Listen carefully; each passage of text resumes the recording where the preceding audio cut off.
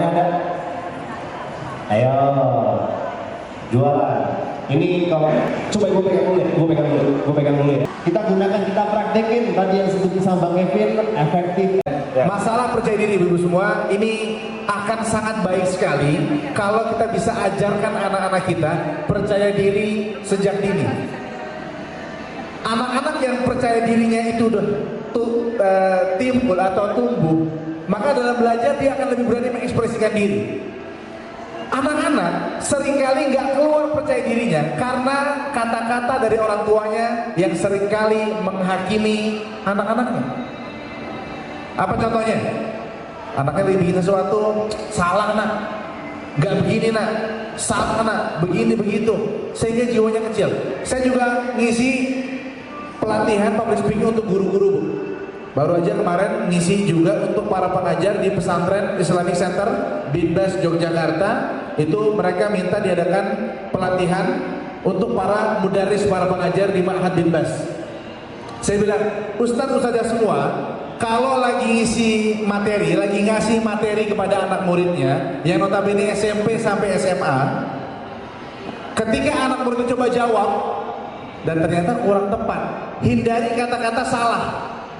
Cari kata-kata yang bisa memancing dia untuk terus menjawab, terus berpikir. Misalnya, anak-anak semua, menjelang bulan Ramadan, konser Blackpink, wah. Ada orang Korea nggak? Anda tahu nggak gitu-gitu ada? Wah, cucu tahu saya. Ya. Konser Blackpink dipenuhi oleh kaum muslimin. Nah, misalnya kayak gitu. Kenapa bisa terjadi? Kan pada jawab tuh, karena ini Pak, karena itu Pak. Mungkin ada beberapa yang kurang tepat jawabannya. Jangan dibilang, kamu apa? Kurang bisa Al-Fatihah Pak. Kan itu jauh ya maksudnya. Tapi namanya anak-anak kan main jawab aja gitu kadang-kadang. Seringkali guru salah. Ketika mendapat jawaban salah, dia berhenti mikir. Murid yang lain nggak mau coba jawab. Kenapa? Bagi remaja, kesalahan adalah hal yang sangat dihindari, apalagi di depan umum. Mereka akan sangat malu depan teman-temannya. Maka cari kata-kata yang bisa bikin mereka lebih mikir lagi, dan yang lain coba penasaran untuk jawab. Kata para pengajar itu, apa Bang Kevin? Hampir. Hampir. Kenapa anak-anak kok orang muslim malah datang ke konser, ada apa nih? Kurang bisa Al-Fatihah kok bisa kayak gitu? Hampir. Dengan kata hampir, jangan pikir lagi, apa lagi ya? Apa lagi ya? Yang lain akan juga coba untuk jawab, ya nggak? Kenapa? Dikit lagi nih. Ya, hampir lah. Apa? Hampir. Tes yang benar seperti apa? Kayak gitu, ya. Ini antara cara menimbulkan percaya diri anak. Oke, bagaimana anak-anak? Sekarang kita nih, ibu-ibu, kadang-kadang saya punya kelas ibu yang namanya belajar ngomong itu. Ada salah satu member saya, seorang dokter yang tugasnya adalah memberikan informasi yang jelas, sejelas-jelasnya kepada pasien. Apa kendalanya? Ngomongnya suka nggak runut, gelagapan. Kadang-kadang apa namanya gitu. Maka saya bilang, ibu ini kan dokter. Ada dokter sini Bu? Nggak ada. Ada dokter cinta, ada dokter cinta. Dokter ini harus bisa kasih sugesti positif, ya. Maka untuk bisa seperti itu nanti kita akan belajar gimana caranya menyampaikan runutan permasalahan. Tapi yang paling penting, ibu tenangin diri dulu. Yang bikin gelagapan itu loncat-loncat karena dia nggak tenang. Kenapa nggak tenang? Karena dia takut dihakimi oleh pendengarnya. Ini bikin kita jadi grogi, Bu. Ketika kita maju depan, semua mata tertuju pada kita takut salah. Ketika kita takut salah, jadi salah beneran. Ya. Terus gimana caranya supaya bisa percaya diri?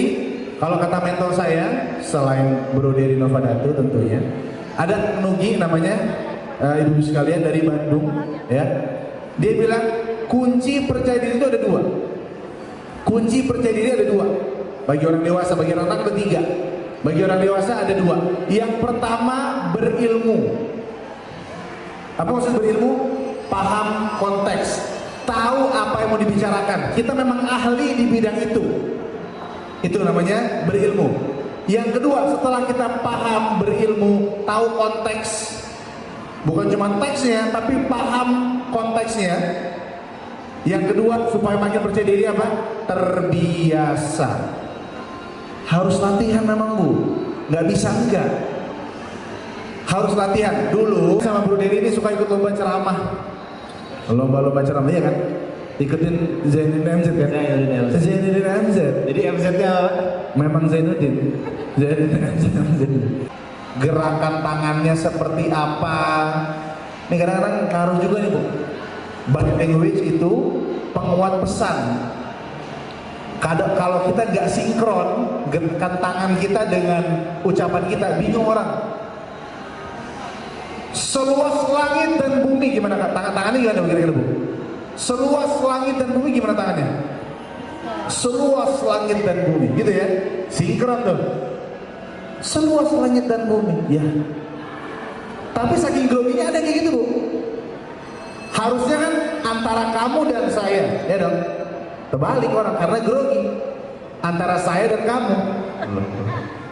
Gimana? Ya kan? Allah yang maha besar, ya, tangannya, ya kan? Allah yang maha besar. Jadi harus sesuai. Nah, kita bisa latihan, praktis pakai kamera depan, rekam 1 menit, jangan lebih.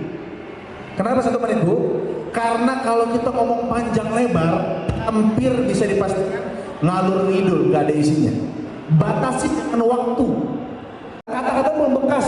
Bagi persentase, kata-kata itu punya pengaruh 7%. Membagi. Kalau presentasi itu, kalau kata-kata doang cuma 7% pengaruhnya. Kalau pakai intonasi tinggi suara, rendah suara 38% tambah. Kalau pakai gestur, moving, begini segala macam, ini nambah 55%. Benar ya? Ngomong di kesempatan kali ini adalah public speaking 300%. Kata-kata 100%, intonasi 100%, dan yang terakhir body language, bahasa tubuh 100% juga. Jadi belajar sama Kevin, belajar public speaking 300%. Itu ibu ya. Terakhir Pak Kevin, kata-kata sangat berpengaruh dengan kehidupan. Hati-hati dalam memilih kata. Itu jadi bukan cuma sekedar jualan ibu-ibu. Gimana cara kita bisa punya sesuatu yang berbeda. Orang-orang kalau misalnya tahu produk kita, itu tuh mereka akan berbekas. Contoh paling gampang. Sekarang kalau misalnya ibu-ibu mau menyampaikan sesuatu, mau ngejual produk ibu-ibu, apa yang pertama kali ibu-ibu sebut? Ada yang mau coba ngasih contoh nggak?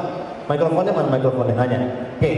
Coba, kalau misalnya ibu mau ngejual ke saya nih, Oke. Ya.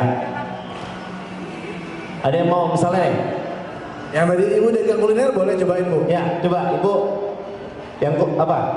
Misal ibu punya kuliner, nah coba ibu kalau jual ke saya gimana cara ibu? Boleh Pak, boleh. Hah? Lihat-lihat dulu kan, lihat-lihat tanya-tanya aja. Boleh kan, lihat dulu kan, belanja boleh kan? Mau HP apa, Samsung ada. Ya. Anda begitu sering ya? Maksudnya kita sering kayak gitu ketika lagi di mall kayak gini dan lain sebagainya, ya.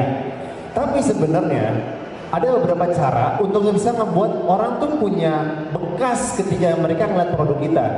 Salah satu bentuknya adalah, ini produknya ibu-ibu pakai Instagram nggak? Atau pakai sosial media nggak? Pakai.